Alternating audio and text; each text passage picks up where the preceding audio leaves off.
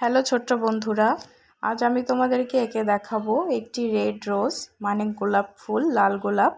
তো প্রথমে আমি ইউর মতো শেপ দিয়ে নিয়েছি, এরপরে পাপড়িগুলো আঁকবো। আমি গোলাপের যেই ডাঁটাটা থাকে সেটাও এঁকেছি। এরপরে মাঝখানের যেই পাপড়িগুলো থাকে ওই অংশটা আঁকবো। দেখো কত সিম্পলিভাবে, কত সহজভাবে আমি এঁকেছি। তোমরা এই টেকনিকটা অবলম্বন করলে খুব তাড়াতাড়ি আঁকতে পারবে।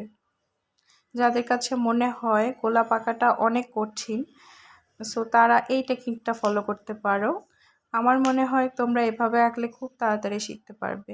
এবারে আমি সবশেষে পাতাগুলো দিয়েছি। এবারে আমি ফুলটাতে কালার করব। আমি পাতাগুলোতে গ্রিন কালার করেছি আর ফুলটাতে রেড। তো কেমন হয়েছে জানাবে। আল্লাহ হাফেজ।